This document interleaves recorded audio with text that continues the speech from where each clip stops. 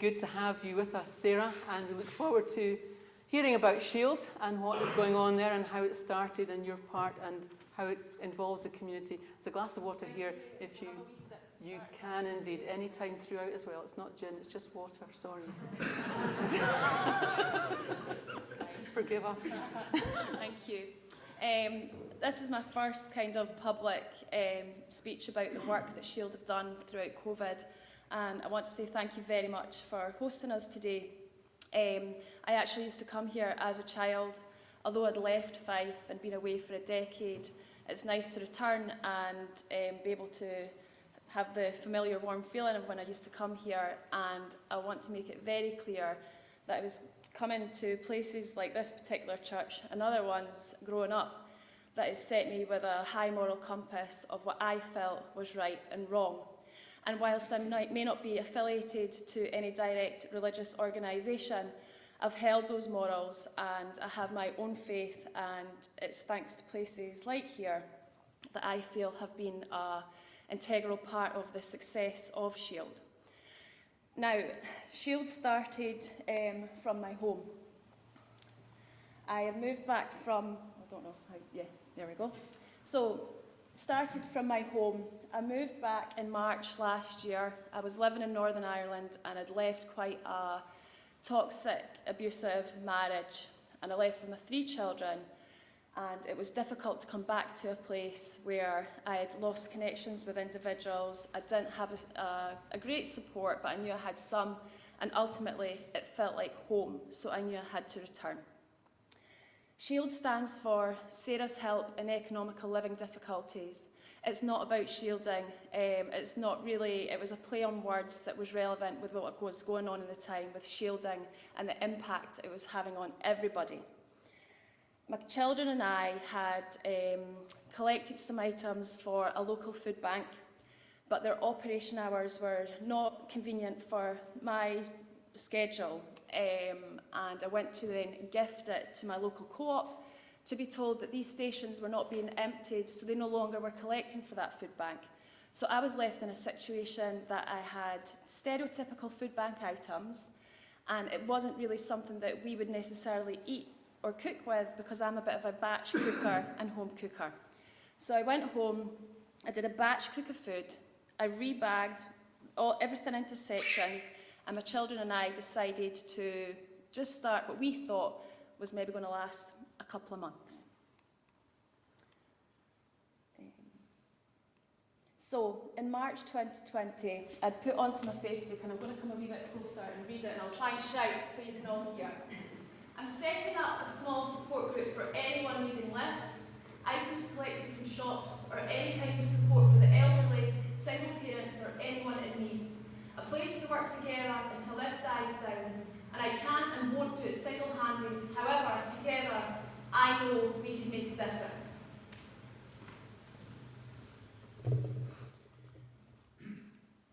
So, as you can see, there was lots of cooking involved. My children and I would get in the car in the mornings and collect valuable donated items from strangers' doorsteps. Some things would have been complete, maybe for the bin for some people, but I knew I could make a meal out of it, which could maybe feed 20 people. At the time, friends and family thought I was crazy. I think they thought I'd gone off the rails, and that my mindset was being impacted by everything that was going on with COVID. We all as individuals have our own way of coping with stress. My way of coping is helping others. This then grew. I put out an appeal because I was looking after 80 people on my own during COVID. These individuals' needs varied. It was people that had been put onto furlough and that were used to their stereotypical income to support their outgoings. Some people would say, yeah, but they live in a big house. Yeah, but they've got a fancy car. Yes, but these individuals needed their assets protected, and they needed a service that they could go to without that judgment, that was user-friendly, and that did have compassion.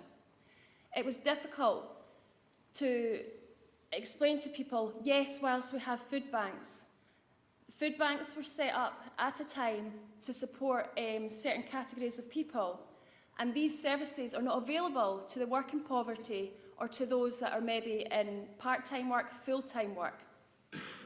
So I was very fortunate that a local church, it was the LDS, they came forward and allowed me to use their hall, and that's when Shield really started to grow. We now do clothing support, we do food support, we do educational resources, we do click and collect, we do food waste, which I'll talk to you about later. So this is just an example of me and my children. So Vincent is 86, he lives in Dunfermline. He was left with no social contact because his family lived in Ireland and he doesn't have any immediate family close to him. He had signed up to get one of the government-supported boxes and was left out on the system. And without the support of the general public and their donations and the work that Shield do, he would have been left extremely compromised. The fear and isolation of somebody like Vincent, of being afraid to go out to the shops and even more afraid of having nobody that was able to help him. We've now maintained a strong relationship with Vincent and I'm proud to call him part of my family. So this was my annex. I managed to secure a contract with FairShare. FairShare are an outstanding organisation that do amazing things within our communities to allow other community groups like us to productively do our work. I had to fight for this contract on the strength. I was just this wee woman working from home. I couldn't have volunteers to my house because of COVID.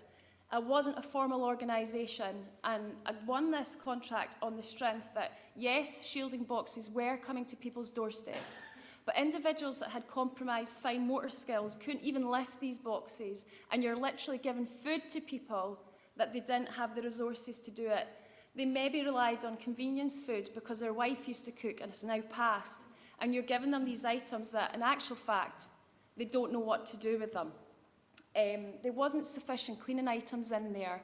There was small shampoo bottles. I don't know if anybody here was in receipt of one, but for a long-term method of week in, week out, they weren't very personal, and for individuals, like Vincent, who didn't know how to cook, and he was a bit of a conventional cooker, that's when our cooked meals really came in. So Dave from FairShare went on the strength of this, and he had actually said to me, the day that I had that conversation with him was he found out his mother had been diagnosed with terminal cancer.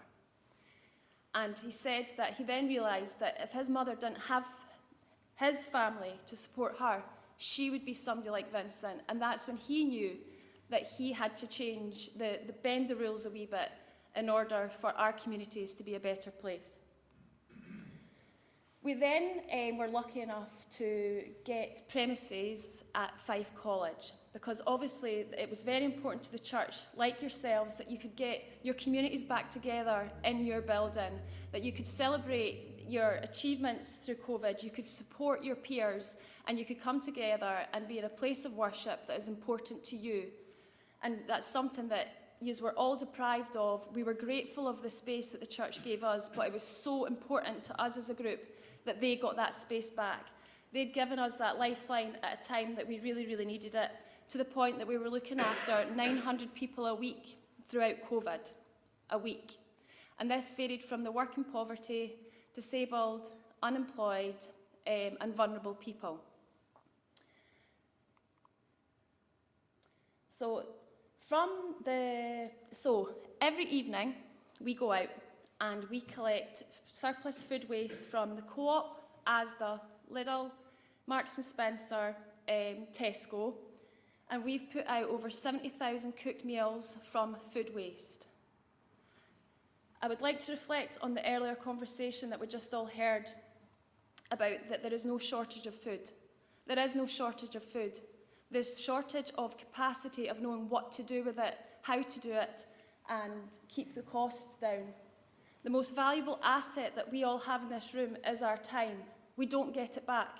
We have to utilise it, and we have to think outside the box.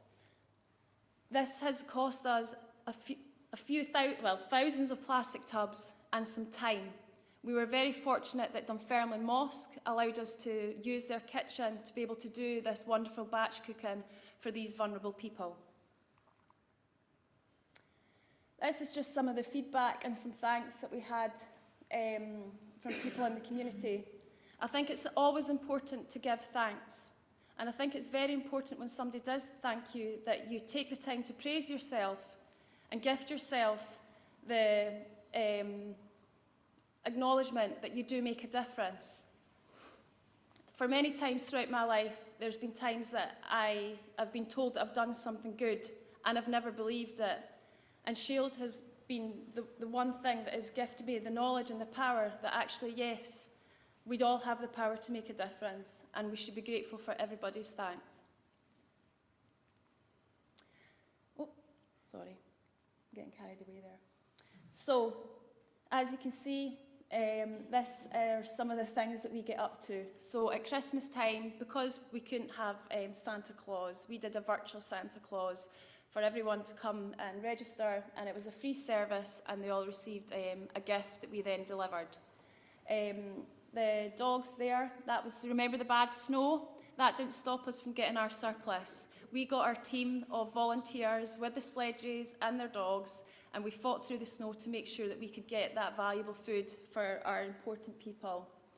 We collect all kinds of items that can help anybody in any given circumstance, and we occasionally do what we call bonanzas, where people can come along and they can help themselves to any of the resources that we've got to hand. This is an example of some of the food waste that we collect. On average, we collect about £5,000 worth retail value of food. £5,000 that would have gone into landfill.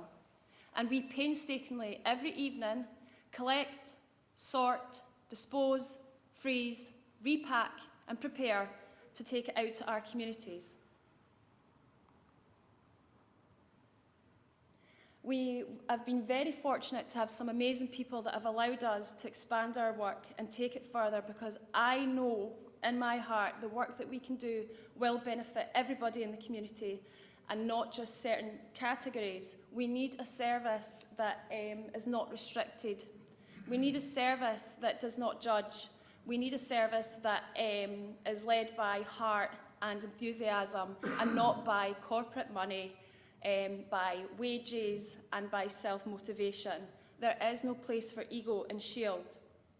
So the building work that you can see taking place there is a huge, massive opportunity for Shield. If somebody had told me 18 months ago I would have been gifted this opportunity, I never would have believed them. The partnership that we've built up with the Co-op have donated us a community space in Rosyth, where the pharmacy used to be, and we are opening up an OAP cafe with a takeaway for a pay it forward scheme for OAPs to come in, have a free meal, have free teas and coffee, have some company. We're going to operate some events and things of interest to help with socialisation and a safe place that people can come, and we want to hear and learn from their stories. The inspiration that I've learned from the older generation has inspired a lot of the work that we've done. They're the last generation of no self-entitlement. We're in a generation of entitlement. Nothing's free. Whenever they say free meals or free access to this, it's not, it's funded. This money's come from somewhere. So you're probably sat wondering, thinking, well, how have you done it? We're not funded. We self-generate, we fundraise, we collect things for free, and it's been through the strength of the power of people that has made Shield the success that it is today. This is just some of the examples of some of the volunteers that would take the bags out every week. So we would do weekly support to those in need with ambient cleaning products, hygiene products, or anything that is that they need. And without these volunteers, and we've got approximately 40 now, we couldn't do the work that we do. I want to quickly, and I hope I'm not rambling, sorry. I want to quickly, I've observed behaviours, I've observed my behaviours, I've observed how other organisations work, and how they work doesn't make them wrong, it just makes us different. And we live in this society that there's maybe an argument. There's nothing wrong with doing things differently. It doesn't make anybody better, it just makes us different. So the power of people is huge. The power of our volunteers is huge. But the biggest thing out of all of it is the power of purpose. When I've sat and I've had these wonderful volunteers, I've not just said, this needs done, that needs done. I've sat down and I've taken the time and I've observed them. And when you gift somebody a purpose within a volunteer role, you retain them because you're gifting them their purpose. And it wasn't till Shield happened that I realised what my purpose was. You know, it wasn't just being a mother. It wasn't just working. And it's gifted me so much more, finding my purpose and placement within Shield. And I wanted to gift that to my volunteers because it makes for a happier environment and you get a better performance. So this is an example. So every week we do surplus pop-ups. We've got Inverkeithing, Dunfermline, Kirkcaldy, and we do Sunday surplus markets up at Asda, Halbeath. And this is an opportunity, and it's not about poverty, it's about food waste. Food waste is disgusting, it's gluttonous, it's greedy, and it's wasteful. It's wasteful on all levels, you know, from the people that are picking these items from the fields to the manufacturers that are paying their staff for it then to go in the bin is obscene. So we try and emphasise that this is about food waste, it's about the impact on the environment, but it gives people that are on a budget to come along and have this opportunity. But also see that there's other people at the other end of the spectrum that maybe aren't in poverty, and it removes the stigma of coming along and helping themselves to this food. So this is an example of our Sunday market. As you can see, the items are fine. It's best before. We painstakingly go through all the items to ensure the quality. We'll remove the wee bits that are bashed, and that's the stuff that we will then cook with. Because we want it to look good. If somebody's coming along, we don't want them to come along and think, well, that's good enough for the bin. It's not. It's good enough for us all to eat and all to share. Even if you have a neighbour or a friend and the food's not for you, I encourage you to come along and gift that to somebody that can benefit. Everybody in here knows somebody that has struggles in life. So I hope, and we will welcome you to come on a Sunday and please help yourself. This is just some more examples.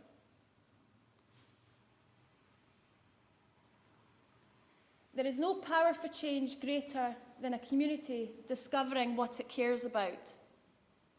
And I think that's very, very important. At times we can get so consumed with our own life and our own worries. But if we talk about these worries, we then find out, hang on a minute, they've got that worry, they've got that worry, I've got that worry. And you can come together and you can make a change and a difference.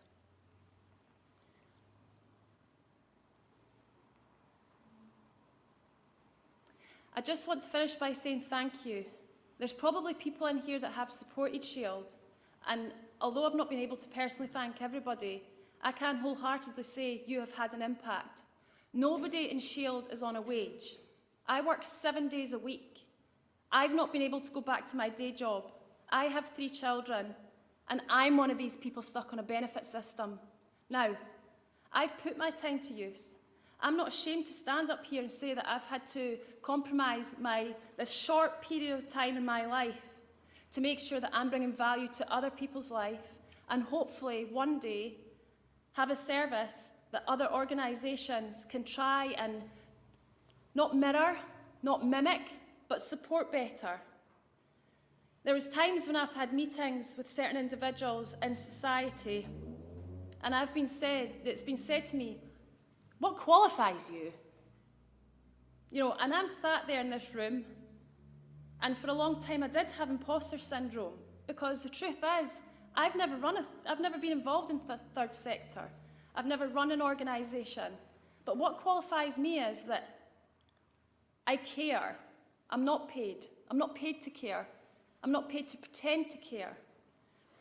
One day, I will be able to take a wage from Shield, but I don't want to benefit from poverty. I don't want to profit from poverty, which is why with the cafe that we're opening, we have asset locked the format of Shield, that all money that we make has to be reinvested into other local community causes. And I'm very proud of the work that we've done. And I hope today this has maybe allowed you to expand your minds a wee bit. Reach out to us. The way that you could help us are simple things, your time. If there's somebody in here that has time, whether you are an accountant, or whether you know somebody that has an empty warehouse, or whether the next time you're going to maybe sell a second-hand piece of furniture, you know, maybe think, I'm going to maybe put £10 towards Shield and the work that they do. We're not here to ask for anything other than people's times and their mind. We do an exchange of services. So, for example, if an individual comes to us that have lost their job, I'm keen to know, what is it you used to do? Or what are your passions? Where are your skills? Because that's what has helped build Shield. My biggest strength is know my weaknesses. I am not good on paper. I'm dyslexic. My organisation skills on a computer are horrendous.